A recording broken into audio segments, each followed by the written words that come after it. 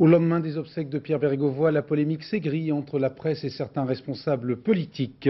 Nous évoquerons ce sujet délicat avec notre invité Pierre Méhaignerie, garde des Sceaux, avec qui nous évoquerons également les projets du nouveau gouvernement en matière de réforme de la procédure pénale ou encore du code de la nationalité française. À Palais, en Bosnie, le Parlement des Serbes de Bosnie discute toujours de la ratification ou non de l'accord de paix signé dimanche par leur chef de file. En football et en huitième de finale de la Coupe de France, Marseille, deuxième qualifié pour les quarts de finale avec le PSG grâce à sa victoire que vous avez peut-être suivie sur notre antenne il y a quelques instants, 2-1 aux dépens de Caen. Madame, Monsieur, bonsoir. Les députés ont observé cet après-midi une minute de silence à l'ouverture de la séance des questions au gouvernement, au cours de laquelle, symboliquement, les députés socialistes se sont abstenus d'interpeller les ministres. Ce matin, dès l'ouverture du Conseil des ministres, Édouard Balladur avait rendu hommage à la personne de Pierre Bérégovoy. Nathalie Saint-Cric.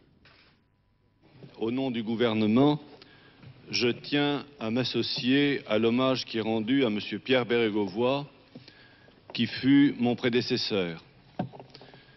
Sa vie a été à bien des égards exemplaire des valeurs républicaines. Nous nous associons au deuil de sa famille et nous nous inclinons devant sa mémoire. Je vous invite, mes chers collègues, à vous recueillir quelques instants. Personne aujourd'hui n'avait envie de polémiquer, tous étaient plutôt d'accord pour souhaiter un code de bonne conduite dans la classe politique, mais la vivacité hier des propos du chef de l'État avait surpris, étonné. Lorsque le président de la République parle de son ami, il a un ton particulièrement humain que j'approuve et que je respecte. Mais lorsqu'il rentre dans le domaine politique avec une agressivité, je le condamne car je trouve que c'est totalement indécent. Ils m'ont surpris peut-être par leur ton, en effet. Justement, je me suis demandé qui étaient les chiens. Quand il y a un drame comme celui-ci, qui est un drame très personnel, très particulier, on ne fait pas d'amalgame et surtout on ne règle pas des comptes. Une collectivité, un pays a besoin de réfléchir et que si ce drame pouvait précisément servir à redonner à la vie politique la fierté de la pensée, je pense qu'il n'aura pas été inutile. L'émotion était encore présente avant que les polémiques ne reprennent, mais pour la majorité, les accusations du chef de l'État visaient surtout la presse. Et sur ce terrain, l'Assemblée, hormis les grands principes, ont préféré rester prudents. Comme prévu, la petite phrase de François Mitterrand évoquant hier à Nevers, sans les nommer, ceux qui ont livré aux chiens l'honneur d'un homme. Comme prévu, donc, cette petite phrase a suscité beaucoup de commentaires. La plupart des éditorialistes estiment que le chef de l'État en a trop dit ou pas assez, en restant dans le vague. Thierry. Pour les journaux aujourd'hui, le discours de François Mitterrand s'inscrit dans la polémique ouverte contre la presse et la magistrature. Même si personne n'était cité explicitement, les quotidiens se sont sentis visés par cette phrase du président de la République. Toutes les explications du monde ne justifieront pas qu'on ait pu livrer aux chiens l'honneur d'un homme. Pour Philippe Tesson, du quotidien de Paris, le discours du chef de l'État est politique et partisan.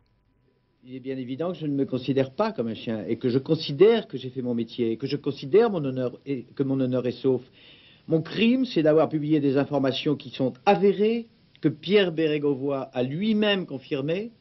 Mon crime, c'est de les avoir commentées, mais avec mesure et modération, comme mes confrères. Car nous ne nous sommes pas livrés, contrairement à ce que prétend le chef de l'État et ses amis, à une campagne de calomnie. La presse, écrit Gisbert dans le Figaro, n'est pas au-dessus de tout soupçon, mais le geste de Pierre Bérégovoy mérite mieux que des polémiques. Je crois que ce geste, il impose le respect, c'est-à-dire le silence. Alors ce qu'on peut regretter là-dedans, évidemment, c'est que le président ait cherché à polémiquer, c'est-à-dire à tirer une sorte d'avantage de tout ça. Et disons que cette phrase, c'est la phrase de trop, c'est la faute de goût. Réaction encore plus vive dans Libération. Nous ne sommes pas des chiens de presse, écrit Pierre Georges, nous n'avons dit et commenté que les faits. Indignation d'un grand nombre de journaux, mais aussi réserve de certains. Je souhaite que chaque journaliste prenne conscience que ses responsabilités sont énormes quand il est amené à parler d'affaires comme celle-là et que, au-delà de la compétence qu'il peut avoir dans ce domaine, je crois qu'il faut ajouter du tact, peut-être. Commentaire également mesuré au Monde. On peut expliquer que dans un moment d'émotion personnelle, amicale et de deuil qui a correspondu aux obsèques de Pierre Bérégovoy, des propos extrêmement violents aient été proférés. On peut expliquer aussi que les journalistes aujourd'hui ne souhaitent pas réagir sur le même registre. Le débat actuel est bien sûr exacerbé à cause des circonstances. Mais même si la polémique s'atténue, les relations presse, médias, justice feront encore couler beaucoup d'encre. Dernier épisode en date, Michel Charasse a engagé une procédure pour diffamation contre notre confrère Philippe Sassier pour une chronique diffusée mardi dans Télématin, mettant directement en cause la loyauté et la rigueur de sa gestion ministérielle, selon le communiqué publié par l'ancien ministre du Budget. Notre invité, je vous le disais en titre, Pierre Méniory, le ministre de la Justice, avant de parler de la mise en cause de certains magistrats qui vous concernent directement. Parlons d'abord des journalistes. Aujourd'hui, le ministre de la Communication, Alain Carignon, estime dans une tribune publiée ce matin dans le Figaro qu'il ne faut pas chercher à diaboliser la presse. Alors, est-ce que vous êtes plutôt sur la ligne Carignon ou sur la ligne Léotard qui, dans Le Monde, mettait en cause certains organes de presse dans ce qu'il appelait un meurtre ? Moi, je dis d'abord, et je constate que dans une démocratie, les deux piliers d'une démocratie sont l'information et la justice. Et donc, ils sont importants. Et lundi, lors d'une assemblée importante de professionnels, comme ministre de la Justice, j'ai dit, et je répète aujourd'hui, ceux qui ont accusé la justice et la presse, parce qu'ils ressentent aujourd'hui une très grande douleur, sont excusables. Ceux qui l'ont fait pour des motifs politiques sont condamnables. Et vous mettez qui dans ceux qui l'ont fait pour des motifs politiques ? Chacun se classe comme il le souhaite. Alors, le Canard enchaîné qui paraît aujourd'hui affirme que Pierre Bérégovoy redoutait d'être convoqué par le juge Thierry Jeanpère dans cette fameuse affaire du prêt sans intérêt et qu'il avait récemment pris contact avec vous, le nouveau garde des Sceaux, pour un rendez-vous. Est-ce que vous pouvez confirmer cette information ? D'abord, il n'y avait aucune poursuite à l'encontre de Pierre Bérégovoy. C'est ce qu'il redoutait apparemment. Moi, je l'ai rencontré comme on rencontre souvent les parlementaires dans la cour de l'Assemblée nationale. On a parlé de 2 ou 3 choses et il m'a dit très simplement je souhaiterais vous voir dans les prochaines semaines. Et j'ai dit bien sûr, d'accord. Je ne connaissais pas les motifs de cette demande. Il n'a pas fait allusion à cette affaire de prêt ? Aucune allusion à cette affaire. On a parlé de différentes choses et pas du tout de ces affaires. Dernière question sur ce climat politique un peu curieux. Hier, François Mitterrand à Nevers parlait d'une nouvelle façon de s'affronter et proposait de donner un autre sens à la vie politique. Est-ce que ce n'est pas un peu une vue de l'esprit un peu utopique ? Moi, je crois que la campagne politique qui s'est écoulée au cours de ces dernières semaines a été particulièrement sage et responsable. Alors, je crois que c'est un problème de comportement.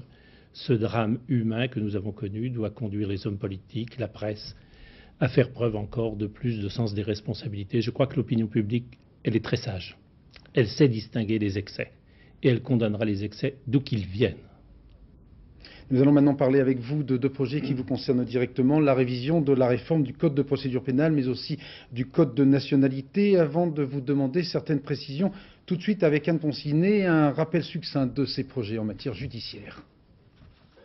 Aujourd'hui, si vous êtes placé en garde à vue, vous pouvez vous entretenir avec un avocat au bout de la 20e heure. C'est un des effets de la loi de réforme du Code de procédure pénale du 4 janvier dernier. Une loi de réforme que le nouveau ministre de la Justice souhaite à son tour réformer. Il avait chargé pour cela une commission de lui faire des recommandations. Recommandations rendues publiques ce soir, recommandations qui dans l'ensemble devraient servir de base à la nouvelle loi. Par exemple, le garde des Sceaux souhaite supprimer le juge délégué qui, depuis le 1er mars, décide à la place du juge d'instruction de la mise en détention.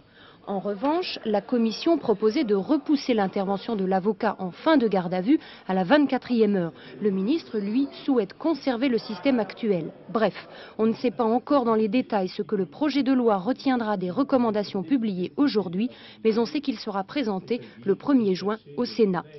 Également au calendrier parlementaire, le Code de la nationalité avec un texte proposé par le Sénat. Pour Pierre Méniory, le Code de la nationalité doit être avant tout un texte d'intégration, largement, sinon exclusivement inspiré par les travaux de la commission Marsolon de 1987. Nous allons revenir au problème d'intégration et d'immigration dans un instant, mais pour revenir à ce problème de la réforme de la procédure pénale, très précisément, qu'est-ce qui va changer dans le droit français pour les gens qui risquent d'être mis en garde à vue ? Aujourd'hui, il y a 350 000 gardes à vue. Il s'agit à la fois de trouver un bon équilibre entre le droit de la personne et le droit de la collectivité d'être protégée. Et aujourd'hui, je suis en face d'un texte qui est difficilement applicable avec des tas de blocages tant au niveau de la justice qu'au niveau des enquêtes. Je suis très pragmatique. J'ai demandé à des hommes de terrain de trier ce qui était positif, ce qui était à changer, ce qui était à supprimer. Et à partir de ce travail des hommes de terrain, nous ferons quelques corrections au texte, mais en gardant et en conservant bien les deux éléments protecteurs de l'individu, c'est-à-dire la présence de l'avocat à la 20e heure, et deuxième élément, la responsabilité du juge d'instruction. C'est important de conserver la responsabilité, mais en même temps la protection de l'individu contre des excès qui peuvent toujours survenir. Et la personne, avant la mise en détention, pourra faire un appel au président du tribunal, le dernier recours avant d'aller en prison, de façon à ce que l'individu, la personne, soit protégée comme la collectivité.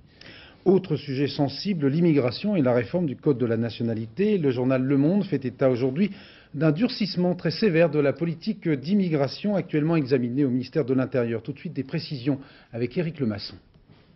Ce document de 24 pages n'est encore qu'une ébauche, mais c'est l'ossature de ce qui sera bientôt le projet de loi Pasqua sur les conditions d'entrée et de séjour des étrangers en France. En fait, une réforme point par point des dispositions précédentes jugées trop laxistes. Le projet Pasqua, dans sa mouture actuelle, durcirait considérablement la législation sur les étrangers en abordant toutes les composantes de l'immigration. Exemple, possibilité pour les maires de lutter contre les mariages blancs. Exemple, carte de résident longue durée plus difficile à obtenir, y compris pour les enfants étrangers arrivés avant l'âge de 10 ans. Ils n'obtiendraient plus automatiquement cette carte à leur majorité. Exemple encore, limitation du regroupement familial, suppression des recours lors des reconduites à la frontière. Bref, un arsenal législatif que des associations comme le GISTI qualifient directement d'entreprise xénophobe de désintégration. Ce texte est profondément déstabilisateur pour tous les étrangers qui résident en France et pas du tout seulement pour ceux qui sont en situation irrégulière. Donc, et quand on lit ce projet, on a l'impression que c'est un projet policier, c'est-à-dire que chaque faux pas débouche sur un retrait de carte, sur une reconduite à la frontière, sur une interdiction du territoire, etc. Ce projet répond à une logique, avance-t-on au ministère de l'Intérieur, lutter contre les détournements de procédures utilisés par les clandestins pour s'établir en France. Aucun des ministres concernés, y compris Simone Veil, n'ont émis de réserve sur ce texte qui sera bientôt présenté pour avis au Conseil d'État. Est-ce que vous avez été consulté? Est-ce que vous êtes d'accord? Lors d'une réunion il n'y a pas très longtemps, les jeunes du CDS avaient apparemment exprimé beaucoup de réserves sur tous ces problèmes qui sont très délicats. Mais ils auront des satisfactions. Je viens d'entendre cette personne, je la rassure. Il y a deux points importants. Il y a ceux qui sont en situation légale en France. Ceux-là doivent être protégés. C'est le rôle du Code de nationalité. Le Code de nationalité est un texte d'intégration et surtout pas d'exclusion. Ceux qui sont légalement en France, on doit faciliter leur intégration. Et dans le texte sur le Code de nationalité, le gouvernement veut rester au consensus. Des hommes de centre, de droite, de gauche se sont mis d'accord sur un texte facilitant l'intégration. Nous le conserverons intact. Et puis il y a les abus. Les abus, c'est l'immigration clandestine, les mariages de complaisance. Ces éléments doivent être combattus. Si nous ne les combattons pas sévèrement, nous ne réussirons pas l'intégration. Donc je souhaite que soient bien séparés les textes facilitant l'intégration de ceux qui permettent de lutter contre la fraude. Et c'est la raison pour laquelle, et Simone Veil et moi-même, nous avons donné notre accord au Premier ministre au début de la semaine sur certains des textes luttant contre la fraude et la fraude seulement. Dernière question, on vient de l'apprendre, le parquet de Lyon a délivré aujourd'hui, enfin on a appris qu'il l'avait délivré il y a quelques jours, un réquisitoire supplétif dans l'affaire de Port-Fréjus visant votre collègue de la Défense, François Léotard. Qu'est-ce que ça signifie précisément dans une procédure dans laquelle on se perd un peu? Ça signifie que la justice suit son cours et que le ministre de la Justice protégera de la même façon les citoyens, mais laisse la justice libre cours, que l'on soit puissant, que l'on soit ministre, que l'on soit citoyen, chacun doit être traité de la même façon. Même si ça se termine par une mise en accusation. Présomption d'innocence, d'abord. Merci, Monsieur le garde des Sceaux, d'avoir participé à ce journal et donné vos commentaires sur ces projets gouvernementaux. À l'étranger maintenant, la guerre dans l'ex-Yougoslavie pendant que les combats continuent à Sarajevo, encore 5 morts aujourd'hui. Et autour d'une autre ville musulmane, Zepa, le parlement entre guillemets des Serbes de Bosnie était réuni toute la journée à Palais pour ratifier ou non le plan de paix signé dimanche à Athènes par leur chef de file Radovan Karadzic. Tout de suite le point avec nos envoyés spéciaux Stéphane Magnier, Jean-Jacques Le Garec. Il faut dire oui nous n'avons pas le choix. Dès le début des débats, M. Karadzic a été très clair et tous les intervenants de marque, comme le Premier ministre grec, le président yougoslave ou encore le président serbe Milosevic, ont été dans le même sens. Il faut régler nos problèmes par la négociation, nous n'avons pas la force de faire la guerre. Face à eux, les 75 députés restent graves, n'interrompent pas. Le matin, l'immense majorité d'entre eux voulaient dire non, surtout ceux qui sont élus dans des circonscriptions qui doivent être restituées aux musulmans bosniaques. Et puis, au fur et à mesure de la journée, certains ont paru ébranlés. Cela s'est senti surtout dans les quelques mots lâchés pendant les pauses entre les sessions. Il est possible qu'on dise oui, mais ce sera avec des conditions, dit le ministre de l'Information. Et la première condition, c'est de lever l'embargo contre la nouvelle Yougoslavie. Et ce député enchaîne. Pour qu'on dise oui, il faut changer la carte des territoires et garder la possibilité de se réunir avec la Serbie. La communauté internationale fait toujours des concessions aux musulmans, ajoute l'ancien ministre de la Défense. Cette fois-ci, il faut faire des concessions aux Serbes. Les résultats pourraient être connus dès ce soir ou demain matin. Mais que ce soit un oui arraché de justesse ou un non définitif, il est très peu probable qu'il satisfasse la communauté internationale. En tout cas, le médiateur britannique David Owen a d'ores et déjà minimisé la portée de ce vote de ce Parlement, entre guillemets, en affirmant que le déploiement des casques bleus en Bosnie aurait lieu même en cas de vote négatif. Cela ne serait qu'un handicap temporaire, a-t-il dit. Le secrétaire général de l'ONU a défini hier les grandes lignes de cette opération qui serait la plus importante jamais effectuée par les Nations Unies dans le monde, avec près de 70 000 casques bleus déployés en Bosnie.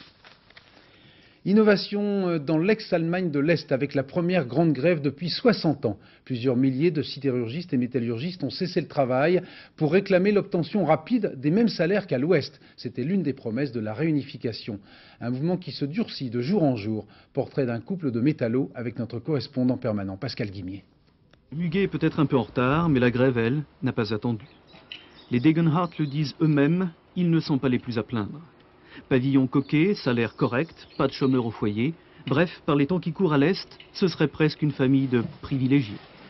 Pourtant, pour la première fois de leur vie, aujourd'hui, ils font grève. Nous sommes le maillon le plus faible. Le patronat commence par s'attaquer à l'Est parce qu'il pense que la victoire ici sera plus facile. Je crois que les patrons ne s'attendaient pas à ce que nous refusions de nous laisser avoir une fois de plus. Nous ne voulons pas être considérés comme des citoyens de deuxième classe. Nous aussi, nous avons notre honneur. Après bientôt 25 ans chacun dans l'entreprise, les Degenhardt font presque figure de survivants. Il y a 3 ans encore, 1800 employés au laminoir, aujourd'hui 600 seulement. La grève se fait pour les salaires bien sûr, mais aussi pour la défense de l'emploi. Nous n'avons pas les moyens de renoncer aux 26% d'augmentation qu'on nous a promis. Et pour vous, par exemple, ça représente beaucoup d'argent, ces 26%? Bien sûr, oui. Cela fait entre 500 et 700 francs de moins par mois dans notre poche. Vous savez ce que disent les gens ici? Ils disent qu'ils ne sont pas descendus dans la rue en 89 pour se retrouver aujourd'hui à faire la manche. Ici, 90% de syndiqués, autant de grévistes. Un coup de tampon sur la carte d'adhérent et le syndicat se charge de payer 65% du salaire pendant la grève. IG Metall égale 3,5 millions de membres, un trésor de guerre riche à milliards. Alors si le patronat ne fait pas de geste très vite, la grève pourrait durer très longtemps. Épilogue tragique de la disparition de Mathilde Girardot. Le corps de cette jeune femme disparue alors qu'elle participait à un jeu de piste dans la Nièvre a été retrouvé cet après-midi dans le Cher. Son meurtrier, un ouvrier agricole de 27 ans, avait avoué il y a quelques jours. La ville de Paris vient de décider de lancer une nouvelle campagne de prévention contre le sida. Les dernières statistiques sont alarmantes, avec dans la capitale 3 nouveaux cas par jour déclarés et 2 décès quotidiens. Jean-Daniel Flézaquier. Pour comprendre les chiffres sur le sida en Île-de-France, il faut retenir tout d'abord que cela concerne des personnes contaminées il y a 8 à 10 ans et que d'autre part l'Île-de-France s'est trouvée à la croisée des 3 voies historiques de contamination par le virus du sida. La voie homosexuelle venue de l'Amérique et de l'Europe du Nord, la voie hétérosexuelle venue d'Afrique et des Caraïbes, enfin la voie de la toxicomanie venue principalement de l'Europe du Sud. Cela explique que l'Île-de-France représente à elle seule plus de la moitié des cas de sida déclarés aujourd'hui en France. Et lorsqu'on regarde les chiffres strictement parisiens, on voit qu'il y a pratiquement 8 fois plus de cas de sida à Paris intramuros que pour le reste de la France. Le chiffre le plus inquiétant, c'est celui de la progression de la maladie et de l'épidémie chez les toxicomanes. Une population qui, pour le sida, représente, selon l'avis de tous les spécialistes, une véritable bombe à retardement. C'est un sénateur américain qui l'affirme. C'est donc en principe un homme sérieux. Pendant la guerre froide, le gouvernement des États-Unis aurait utilisé à leur insu, bien sûr, des Esquimaux et des Indiens d'Alaska comme cobayes en leur prescrivant des médicaments radioactifs. Démenti énergique du médecin norvégien impliqué dans cette affaire. Le point de cette polémique avec Patrick Esters. 1950, la guerre froide bat son plein. Les missiles nucléaires ne sont pas encore au point et des bombardiers B-52 volent en permanence avec leur chargement de bombes atomiques. Mais la distance la plus courte entre les USA et l'URSS passe par le pôle Nord. Les autorités américaines s'inquiètent du sort des équipages dans le cas où ceux-ci devraient se poser sur la glace. Pourraient-ils survivre assez longtemps pour que l'on puisse récupérer les bombes? Comment faire pour améliorer la résistance des pilotes? À l'époque, les médecins militaires avaient l'impression que les Esquimaux possédaient la faculté de résister au froid extrême. Prêts à tout pour percer ce mystère, ils décidèrent d'étudier 102 autochtones. Au cours de leurs expériences, ils firent avaler de mystérieuses pilules aux Esquimaux. Ils ne m'ont jamais rien expliqué, pas même ce que cela produirait sur mon corps. Je me souviens qu'ils m'ont donné un cachet, mais je ne savais pas pourquoi. En réalité, les pilules contenaient de l'iode 131 radioactif, un produit qui se fixe dans la glande thyroïde provoquant souvent un cancer. Un scandale. Depuis, personne n'a assuré le suivi médical de ces populations. L'affaire vient seulement d'être révélée par Frank Murkowski, sénateur républicain qui réclame une enquête fédérale. Jusqu'ici, en Alaska, ce secret avait été très bien gardé sur cette expérience aussi ignoble qu'inutile. En France, le commissaire du gouvernement a proposé aujourd'hui au tribunal administratif de Lyon de verser près de 9 millions de francs de dommages et intérêts à l'épouse de Jean-Pierre Adams, ancienne internationale de football, plongée maintenant depuis plus de 11 ans dans un coma irréversible à la suite d'une faute médicale lors d'une banale intervention au genou. Enquête Claude Sampère, Frédéric Basile. C'était la grande époque. Jean-Pierre Adams en équipe de France, 22 sélections dans les années 70. Avec Marius Trésor, il formait ce qu'on appelait la garde noire. 17 mars 1982, une opération à Lyon pour un problème de ligament au genou. Victime d'un accident d'anesthésie, Jean-Pierre Adams se plonge alors dans un coma profond. Depuis 11 ans, sa femme le garde, le soigne chez elle dans sa maison, près de Nîmes. J'essaye de lui apporter tout ce dont il a besoin pour la vie la plus douce possible, quoi. Je vois quand il souffre, je vois beaucoup de choses qu'une infirmière qui s'en occupe quelques heures par jour ne voyait pas. Et vous gardez un espoir de revoir votre mari? Moi, oui. Oui, oui. Dans son coma, Jean-Pierre Adams se respire sans assistance médicale. Il entend, fait la différence entre le jour et la nuit. Et sa femme, depuis l'accident, se bat pour obtenir réparation. En 1988, les médecins responsables sont condamnés à 1 mois de prison avec sursis. Mais la question de l'indemnisation, 11 ans après, n'est toujours pas réglée. Évidemment, ce n'est pas une somme d'argent qui va lui rendre la vie. Je le voudrais, malheureusement, ce ne sera pas possible. Mais enfin, au moins que l'on puisse vivre normalement, décemment. Avec ses 2 enfants de 17 et 23 ans, Bernadette Adams attend maintenant la décision du tribunal administratif de Lyon qui a réexaminé l'affaire aujourd'hui. Décision qui devrait être rendue d'ici 1 mois. Il y a tout juste 1 an, le 5 mai, la fête du football corse tournait au drame. 15 morts et plus de 2000 blessés après l'effondrement d'une tribune provisoire dans le stade de Fouriani, près de Bastia. Le gardien de l'Olympique de Marseille, Pascal Olmeta, s'est déclaré choqué aujourd'hui que le monde, les dirigeants du football, aient oublié cette catastrophe en programmant ce soir des matchs de la 8e de finale de la Coupe de France de football. Pascal Olmeta jouait précisément ce soir avec les Marseillais face à Caen. Victoire de l'OM 2-1. Commentaire Yann Lavoie, Royal. Recueillement dans un silence le plus total et crêpe noire autour du bras.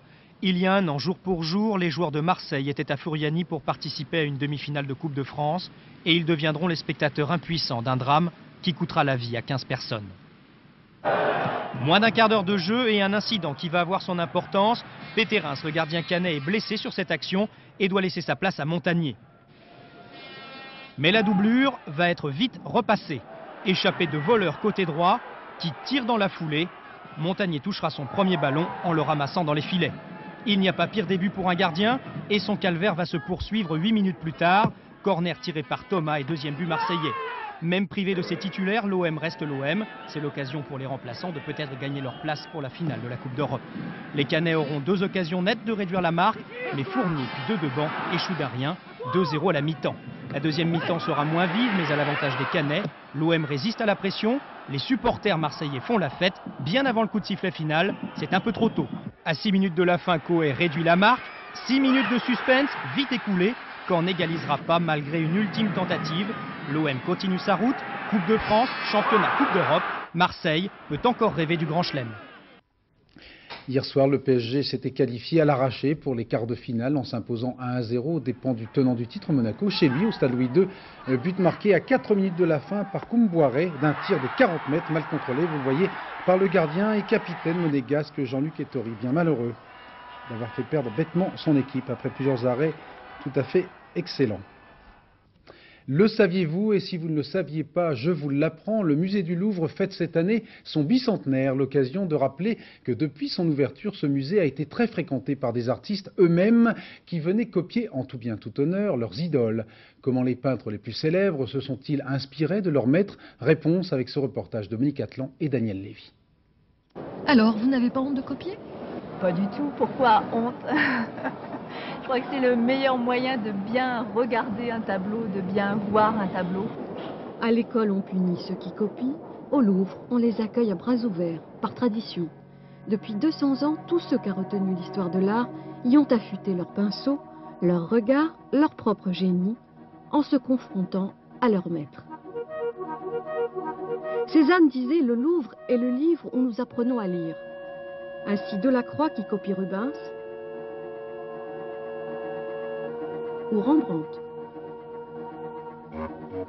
Avant d'être copié par Odilon Redon, Adolphe Félix Kahl, Feuerbach, Manet, Cézanne ou encore Édouard Weil pour la barque de Dante. Autre exemple, les déclinaisons sans fin de la Joconde ou le clin d'œil de Magritte à Madame Récamier. La copie-apprentissage comme une leçon d'humilité, mais aussi une façon de relever le défi en toute liberté, toute la différence entre copier et interpréter. Ça peut être une manière de s'approprier une œuvre qui n'est pas à soi, donc là c'est vraiment copier. Interpréter, c'est être peut-être plus éloigné de l'origine, du tableau lui-même, mais c'est du coup beaucoup plus créé. Entre ces deux désirs contradictoires, naviguent les jeunes amateurs ou les grands maîtres comme Picasso en hommage à Ingres. Cette exposition Copier c'est créer dure jusqu'au 27 juillet. À cette occasion, le magazine Beaux-Arts lance en collaboration avec France 2 un grand concours pour tous les amateurs qui voudraient tenter cette expérience. En marge de la foire de Paris se déroule chaque année le traditionnel concours Lépine. Pour beaucoup de gens, ce concours rassemble surtout des inventeurs un peu allumés, du genre du professeur Tournesol. Et pourtant, comme dirait Charles Aznavour, certaines de ces inventions facilitent qu'à fois depuis des années notre vie quotidienne. Reportage Daniela Lombroso, Franck Brisset. Autrefois, pour faire sa cour, on parlait d'amour. Pour mieux prouver son ardeur, on offrait son cœur. Et pour faire leur cours, dès 1938, les hommes ont pu offrir le premier fer électrique sans fil, précédé 15 ans plus tôt par le premier fer à vapeur, version artisanale d'abord, puis définitive, système encore utilisé aujourd'hui. Tout ça grâce aux géniaux inventeurs du concours Lépine. Monsieur Mantelet, lui, invente le presse-purée. Il ne se contente pas de faire sa cour avec, il fait aussi sa fortune en créant l'usine Moulinex. Vous connaissez? J'ai inventé cet autocuiseur pour donner du travail à l'industrie que j'ai montée en 1950, c'est-à-dire une fonderie d'aluminium. Celui qui équipe les cuisines roulantes de l'armée, de toutes les armées de terre, de mer et de l'air, permet de faire 150 artichauts en 15 minutes. Une tourniquette. Autre objet du quotidien créé pour le concours, le siège bébé qui s'accroche aux tables, le bac à réserve d'eau et même le premier système de cœur artificiel. Et dans 50 ans, que restera-t-il du Lépine 93? Peut-être l'écrase-bouteille pour réduire le volume des poubelles, l'indicateur de courrier, verser plein rouge c'est vide, la bague qui remplace les clés, la tronçonneuse à main, le tire-bouchon électrique, ça c'est un prototype, la fourchette à spaghettis, pas très au point encore, l'épluche légumes qui va dans les deux sens, et enfin le tabouret de poche pour ne pas mourir d'épuisement à la foire de Paris. Ouf! Dans quelques instants sur France 2, L'homme de la maison, ce qui n'est pas du tout une histoire de bricoleur du dimanche, mais un téléfilm subtil sur les relations entre une mère célibataire et son enfant adopté. Vers 23h30, le dernier journal en compagnie d'Étienne Lénart, puis le cercle de minuit. Ce soir, un spécial Johnny Clegg. Bon anniversaire à Karl Marx, 175 ans aujourd'hui. Demain, 7h50, Gérard Leclerc recevra Nicole Notat, secrétaire générale de la CFDT. Dans quelques instants, la météo avec Sophie Davant au programme. Même type de temps qu'aujourd'hui. Cela se résume donc en 5 mots. Excellente soirée à toutes et à tous. À demain 20h.